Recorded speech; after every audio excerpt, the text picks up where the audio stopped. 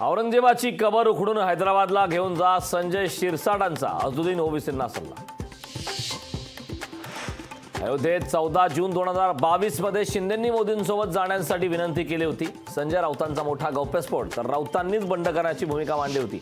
राऊतांच्या दाव्याला नरेश मस्केंचं प्रत्युत्तर. बारामतीतील कमी मतदानाबाबत अजित पवार नाराज. आम्हाला फक्त पवारांचा पराभव करायचा आहे, बाकी काही नको. चंद्रकांत पाटलांचं पवारांबाबतचं वक्तव्य भोवल्याची अजित पवारांना शंका. खेकड्यांनी 6,000 कोटींहून अधिक रुपयांची दलाली खाल्ल्याचं उघडकीस. रोहित पवारांचा तानाजी सावंतांवर जोरदार हल्ला. भारतात ईशान्येकडील लोक चीनी दिसतात, तर पश्चिमेकडील लोक अरबांसारखे दिसतात. सॅम पित्रोदा यांचं वक्तव्य. पित्रोदावर वर्णभेदी वक्तव्य केल्याचा मोदींचा आरोप.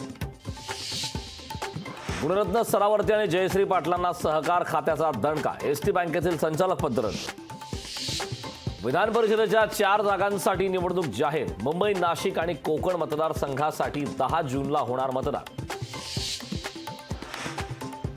छत्रपती संभाजीनगर धाराशिव नामांतरावर अखेर शिक्कामोर्तब. नामांतराच्या वादावर सरकारला मोठा दिलासा. केंद्र सरकारकडून कांदा उत्पादकांना दिलासा. नाफेडकडून कांदा खरेदीला सुरुवात. 5 लाख मेट्रिक टन कांदा खरेदीचं नाफेडचं उद्दिष्ट.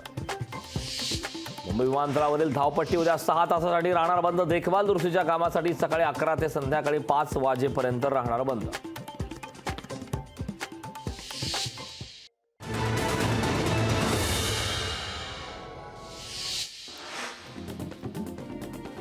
अरविंद सावंतांना गुजराती भाषेतून प्रचार. गुजराती भाषेतील प्रचारपत्रक समाज माध्यमांवर व्हायरल.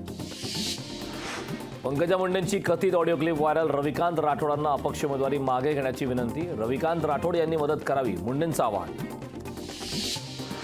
पंकजा मुंडेंच्या ऑडिओ क्लिप प्रकरणात चौकशी व्हावी, मवियाचे उमेदवार बजरंग सोनवणे यांची मागणी. कोल्हापुरात मतदानावेळी व्हिडिओ करतानाची 11 प्रकरणं उघडकीस. जिल्हाधिकारी अमोल येडगेंनी दिलं गुन्हे दाखल करण्याचे आदेश.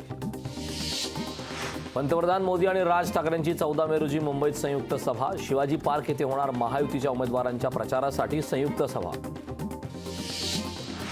शरद पवारांकडून प्रचार सभांचा धडाका. शहापूर आणि कल्याणमध्ये 12 मे रोजी प्रचार सभा. 17 मे रोजी भिवंडीत प्रचार सभेचं आयोजन.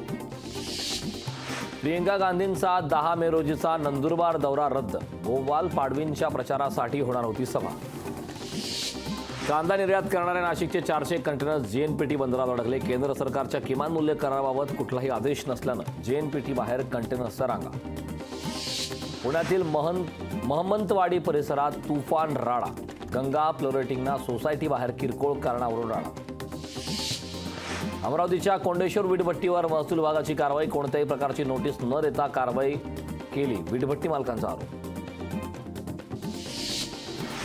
कराड पाटण मार्गावर पोलिसांच्या वाहनाला अपघात. भरधाव ट्रकनं पोलिसांच्या वाहनाला धडक दिलेला अपघात. अपघातात 10 पोलीस कर्मचारी जखमी.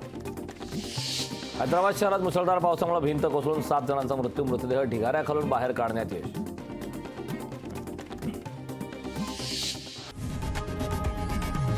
लोकशाही मराठी ऐका, पहा, जागरूक रहा.